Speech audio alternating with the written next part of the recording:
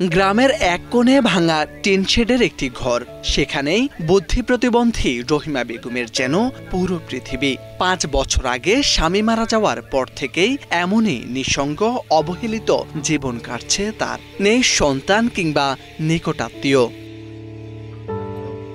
অতীতের সমস্ত সম্পর্ক যেন একে একে মিলিয়ে গেছে। স্বামীর রেখে যাওয়া ১.৫ শতক জায়গার উপর দাঁড়িয়ে থাকা এই জরাজীর্ণ ঘরটি এখন রহিমার একমাত্র আশ্রয়। এখন সেই ঘরটিও প্রায় অর্ধেক ভেঙে গেছে। থাকলে শীতের মধ্যে পানি ফেলে কেউ ঠেকনি, এর মধ্যে বাদল ভিজে ভিজে কবি থাকা হয়েছে। থেকে থেকে ঠান্ডা না ৪ মাস বেড়া জোয়ার এসে গাছ কেটে হেলে দিচ্ছে।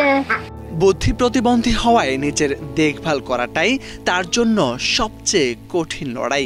কখনো অন্যের বাড়িতে জিয়ের কাজ, কখনো ছোটখাটো পরিশ্রম, কখনো অন্যের কাছে হাত বাড়িয়ে এভাবেই খেয়ে না খেয়ে টিকে আছেন রহিমা। প্রতিটি দিন যেন তার কাছে বেঁচে থাকার সংগ্রাম, আর প্রতিটি রাত অনিশ্চয়তার ভয়। যে ঘরটিতে রহিমা থাকেন, বাইরে থেকে দেখলে মনে হবে বহুদিন ধরে পরিত্যক্ত কোনো গোয়ালঘর। ভেতরে নেই বিছানা, প্রয়োজনীয় গৃহস্থলীর জিনিস, ছেঁড়া কাপড়, পুরনো ঘড়ি আর কিছু ভাঙা ব্যবহার্য সামগ্রী। ঘরে নেই বিদ্যুৎ, বৃষ্টি এলে ভিজে যায় সবকিছু। শীত, বর্ষা, গরম সবসময় গাদাগাদি করে কোনো মতে কাটে তার দিন।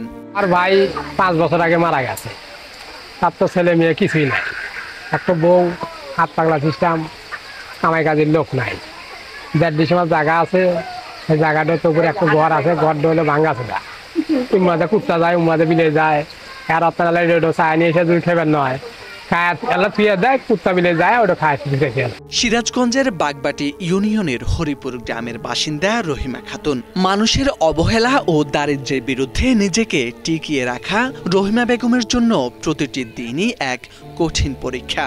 স্থানীয়রা বলছেন, একটু মানবিকতা ও সহানুভূতি পেলে হয়তো জীবনের শেষ দিনগুলো ভালোভাবে কাটাতে পারবেন রহিমা। ১.৫ ডিসেম্বর জায়গা আছে, ও যে থাকবো ঘর নাই, ঘরে থাকার মতো পরিস্থিতির নাই। সে আসলে খুব অসহায়। অনেকদিন যাবৎ স্বামী মারা গেছিল, স্বামীরও কেউ কিছু ছিল না। এর মতো অবস্থায় স্বামী মারা যাওয়ার পর সে অন্যের কাছে চা চিনতেই না, খানা পিনা করে, এইভাবে তার জীবনযাপন চলছে। নিঃসঙ্গ রহিমা অপেক্ষায় আছেন একটু সহায়তা, মাথা গোঁজার মতো নিরাপদ আশ্রয়ের। মোরশেদ আলম, বাংলা ভিশন।